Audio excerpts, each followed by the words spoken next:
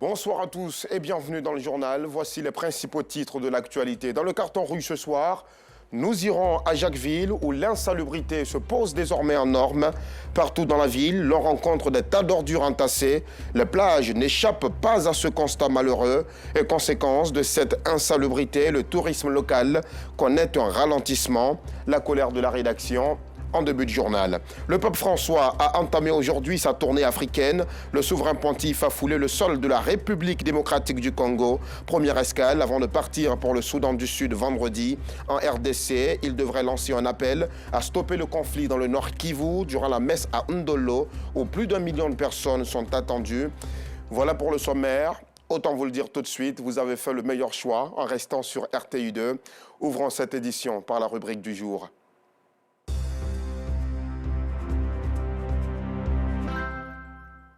Jacquesville, cette coquette localité réputée pour ses célèbres cocotiers et ses magnifiques plages, devient de plus en plus insalubre. La ville présente un visage bien différent de celui de la sublime Jacquesville d'autrefois. L'on y rencontre partout des ordures entassées. Les plages n'échappent pas également à ce constat malheureux et conséquence de cette insalubrité. Le tourisme local connaît un ralentissement. Les intérêts des entreprises hôtelières sont menacés et c'est le désarroi chez les tenanciers de maquis et de restaurants. Sur place, l'amer constat de Joël Gosset et Kader Bachil. Nouveau lieu de villégiature prisé des Abidjanais le week-end, la station balnéaire de Jacquesville permet de quitter l'effervescence de la capitale économique et de se reposer en bordure de mer. Paisible et relaxante, Jacquesville est idéale pour se vider l'esprit grâce à sa longue plage de sable bordée de cocotiers. Mais à ce décor féerique s'ajoute un invité indésirable.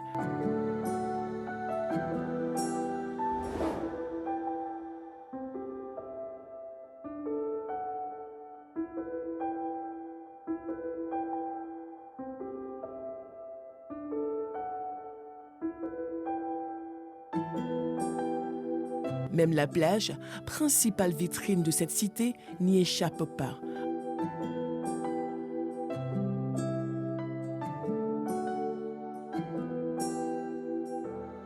Le constat est clair, Jacquesville est sale, malgré ses atouts. Lorsque ces ordures prennent une forme considérable, les populations ont leurs astuces. Ce jeune homme, agacé par l'abondance d'ordures devant son maquis en bordure de mer, préfère les brûler. Au niveau de la plage, c'est nous-mêmes qui faisons l'entretien du milieu. Il n'y a pas quelqu'un. Donc on est obligé des fois, si on enterre les ordures jusqu'à un moment donné, il faut qu'on brûle. Sinon, saleté est trop sur le milieu. Bien vrai, je ne suis pas déjà venu, je suis venu me chercher. Mais comme il y a une plage, ce que je peux faire pour eux, je fais. Même constat à 23 km du centre-ville. Dans ce village nommé Ndjem, les populations s'y prennent autrement. À mon arrivée, vraiment, il n'y avait pas de ramassage d'ordures. On balayait et puis on mettait dans les sacs. Et puis on donnait à nos enfants pour aller jeter en brousse. Puisqu'on a un peu les champs à côté. Le ramassage a un coût. Ça fait au moins 2 ans. Il y a eu les mototaxis qui se promènent pour faire les ramassages d'ordures. Donc on met dans les sacs, on dépose tout juste devant la cour. Et puis ils passent, ils prennent. Mais quand ils prennent, on nous a dit qu'on n'a qu'à faire une cotisation. Chaque cour doit payer 1000 francs. Tout comme Fatoumata, Dorcas déplore la lenteur des ramassages. Chaque 3 jours, on vient ramasser les poubelles là. Que c'est dur là, c'est pas bon maintenant. On fait comment? Les complexes hôteliers n'échappent pas au désagrément causé par le dépôt sauvage d'ordures.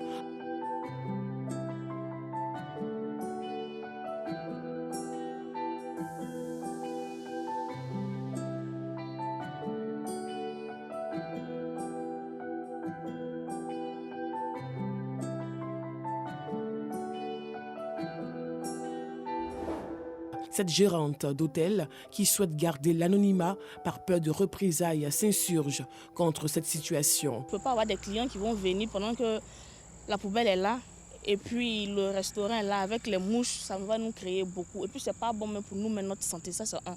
Les caniveaux sont bouchés à cause des ordures et puis l'eau. C'est vrai que quand les ordures sont dans le caniveau, l'eau n'arrive pas à circuler, donc ça reste là.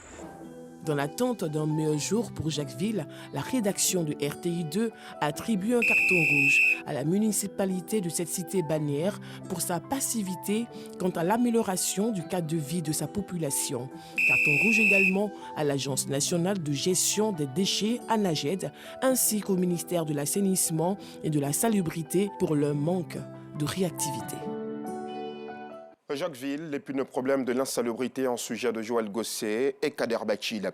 Un accident de la circulation a survenu hier lundi 30 janvier sur l'axe d'Ivo-Lakota. Bilan macabre, 2 morts, dont le chauffeur du car et 44 blessés. Selon les témoignages des rescapés, le car a longtemps zigzagué sur la chaussée avant de faire une sortie de route avec 2 tonneaux et finir sa course dans un champ d'EVA. 7 blessés graves ont été évacués au centre hospitalier régional de Gagnoa, tandis que les autres ont été évacués à l'hôpital général de Lakota par les services de secours, notamment les sapeurs-pompiers civils. Annonce faite dans la soirée par le ministère des Transports dans un communiqué. Prenons à présent la direction de Lomé, pas la grande capitale du Togo, mais plutôt le célèbre marché de gros et détail situé dans la commune d'Adjamé. Petit Lomé est réputé pour la vente de tissus, de chaussures, de vêtements et de bijoux. Sa renommée a même dépassé les frontières ivoiriennes. Les ressortissants de pays étrangers y viennent faire leurs achats. Petite visite à Petit Lomé dans un commentaire de Georgiati Fofana. L'une de ses particularités est la vente de vêtements prêt-à-porter de tout genre, à petit prix. Dans ce marché appelé Petit Lomé, les commerçants ont un slogan pour attirer la clientèle. J'ai porté. Nous-mêmes, on est mannequins, on n'a pas besoin de mannequins. Nous, on vient s'arrêter pour montrer habit, pour que les clients viennent payer pour aller revendre. Nous, on fait prix d'engros, on fait détail aussi. Ici, ce sont les commerçants guinéens, maliens, nigériens et d'Odiéné, une ville du nord du pays qui expose bassins et dentelles de qualité supérieure, importés de plusieurs pays. Il fait 4 pays. Il fait Chine, il fait Dubaï, il fait Sénégal. Je fais un peu de Lomé. Ici, on peut vendre presque les mêmes prix comme Lomé. Parce que les gens de Lomé vont en Chine. Aujourd'hui, par la grâce de Dieu, nous aussi, on va en Chine. Le marché Petit Lomé est aussi réputé pour la pluralité de ses marchandises vendues au même prix qu'à Lomé, la capitale du Togo, ce qui attire de nombreux visiteurs.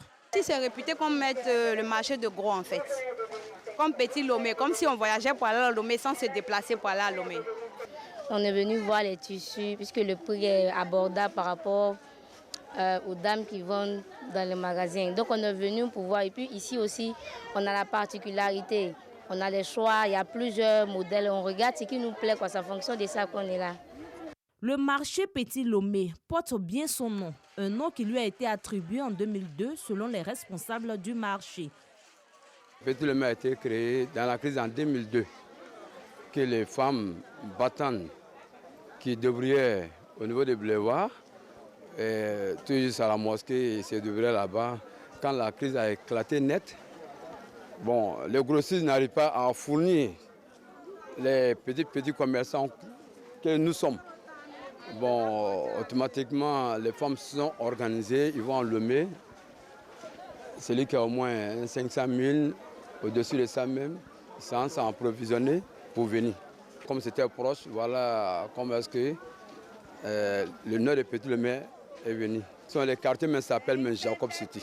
Le marché Petit Lomé est l'un des plus grands marchés de gros et de détail de la Côte d'Ivoire.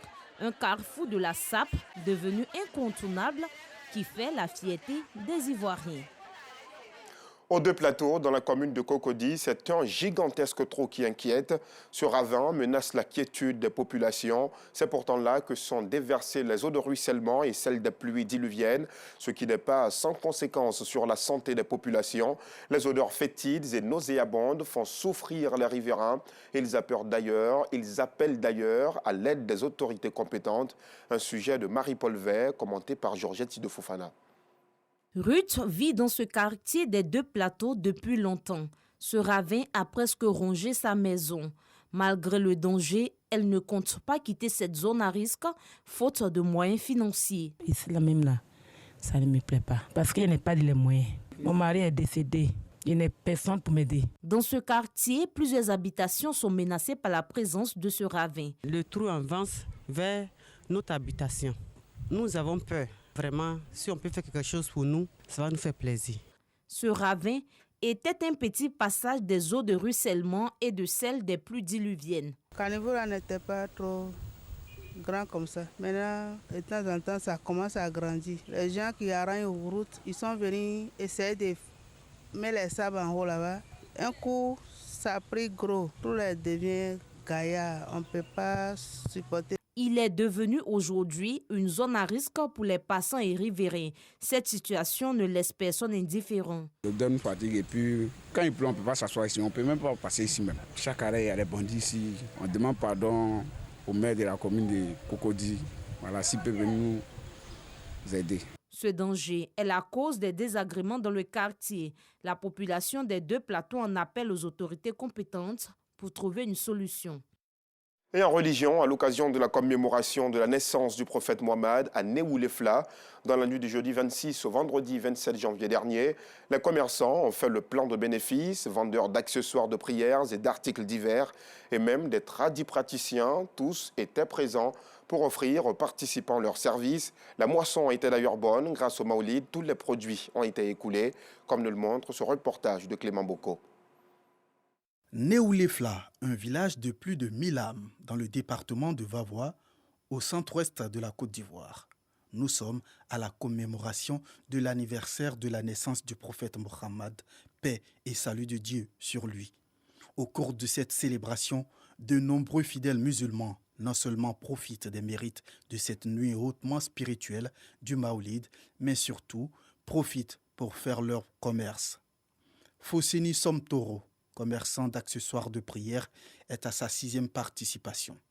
Venu de Divo, localité au sud du pays, dans la région du Lodibois, il se réjouit du bénéfice que son commerce lui procure. Chaque Mawlid, on vient, on fait le marché. À vrai dire, ça marche même. Quand on vient, tu envoies au moins 6 cartons, au retour, tu trouves 2 cartons. À vrai dire, ça marche très bien. Issouf Belowe, tradit praticien, est lui aussi tout heureux. En provenance de la commune d'Abobo, dans le district autonome d'Abidjan, il se dit satisfait du taux d'affluence de la clientèle. Une occasion pour lui d'augmenter son portefeuille client. Quand je viens, si les gens viennent du pays, donc vraiment, ça me lance quoi. Voilà, ça me fait connu. Voilà, une fois que quelqu'un a payé, lui aussi va m'envoyer client. Quand c'est bon, il va m'envoyer client. D'autres même se déplacent et viennent en ville pour chercher. Si les commerçants y trouvent une bonne opportunité pour écouler leurs marchandises, les clients, eux, ne disent pas le contraire. Bachirou Zoromé, un fidèle venu également de Divo, a réussi à s'offrir tout ce qu'il désire pour bien pratiquer sa foi. Il est reconnaissant à l'organisateur principal. Nous disions merci à l'échec Yacoub Kabouré. Après d'avoir organisé les cérémonies de Maouloud, après nous profitons pour gagner tout ce que nous voulons. En tout cas, les trucs des musulmans, des boubous, des parfums, et puis des livres coraniques. En tout cas, on trouve tout dans ces Maouloud. En plus d'être un rendez-vous de déferlement spirituel, le Maoulid à Néoulefla, dans le département de Vavois, est aussi l'occasion pour bon nombre de fidèles musulmans de fructifier leur business. Et puisque nous parlons de Maoulid, revenons sur cette célébration de la naissance du prophète de l'islam par la famille Diarasouba du quartier Ségouafla dans la ville de Vavois. Au-delà du renforcement de la foi des fidèles, cette commémoration vise la cohésion sociale, l'entraide et la paix dans la localité. Théodore Zouzou, Clément Boko. Louange à Dieu et au prophète Mohammed, en présence de nombreux fidèles venus de divers horizons à la place publique du quartier Ségouafla de Vavois. Nous sommes à la célébration du Maoulid, marquant la commémoration de l'anniversaire du prophète de l'islam, une initiative de la grande famille Diarasouba. J'organise ce Maouloud pour remercier Dieu qui m'a créé pour que je l'adore. Dans cette adoration aussi, je consacre un jour de l'année pour magnifier le prophète, à travers le prophète pour avoir l'agrément de Dieu.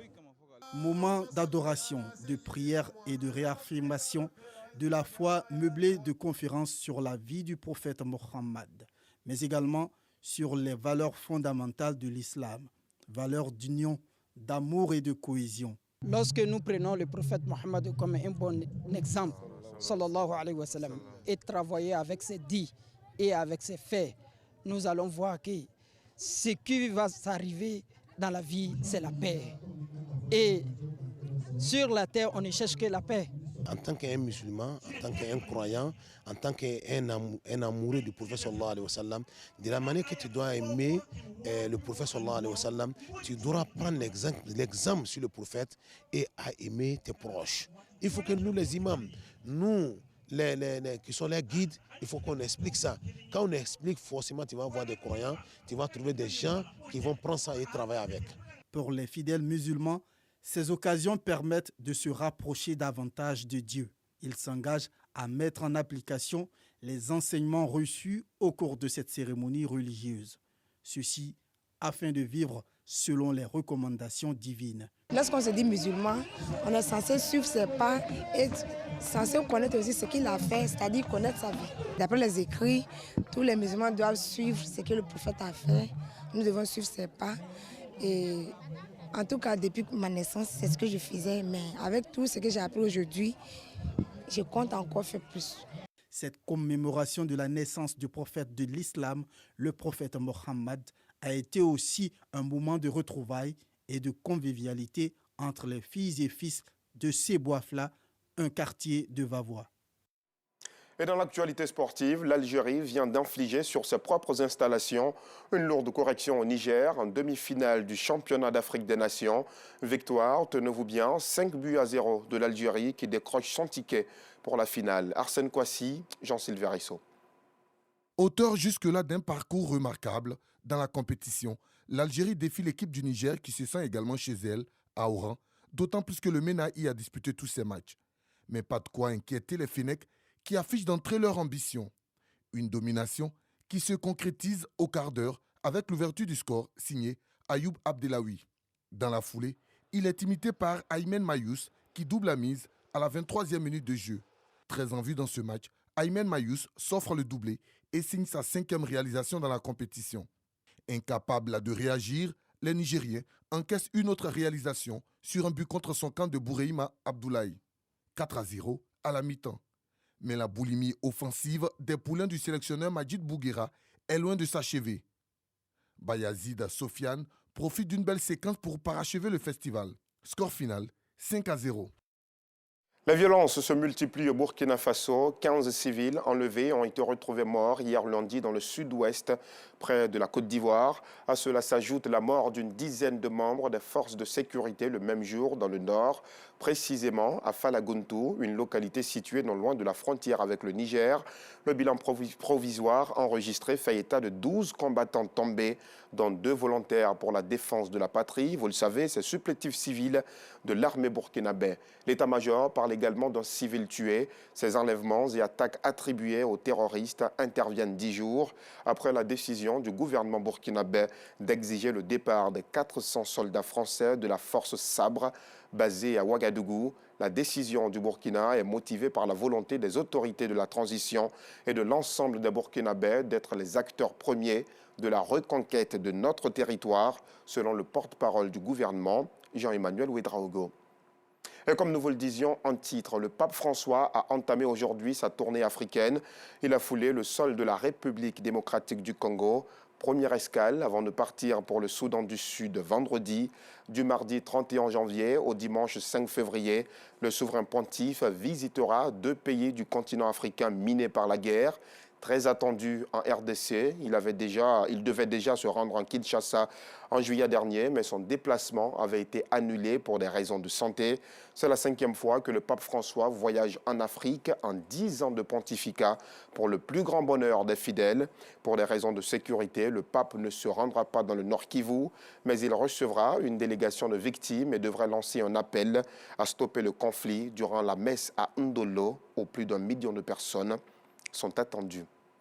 Et au Pakistan, un bateau surchargé a fait naufrage. Il transportait sur un lac des élèves en sortie scolaire. Le bilan est lourd, 51 morts, dont 49 enfants, a annoncé aujourd'hui la police. Les services de secours ont passé 3 jours à plonger dans les eaux très froides du lac de Tandadam, dans le nord-ouest du pays, pour retrouver les corps des enfants d'une école coranique. Un enseignant et le conducteur du bateau font aussi partie des victimes. La police locale, le bateau a chaviré, il était surchargé, il avait une capacité maximale de 20 à 25 personnes. Cependant, 5 personnes ont pu être secourues, 4 élèves et 1 enseignant. C'est la fin de ce journal. Comme toute création vouée à la finitude, comme tous ces êtres que nous avons aimés et qui eux aussi sont finis, à ces anges aujourd'hui au ciel, sachez que nous vous aimons. Excellente soirée, bonne suite de programme.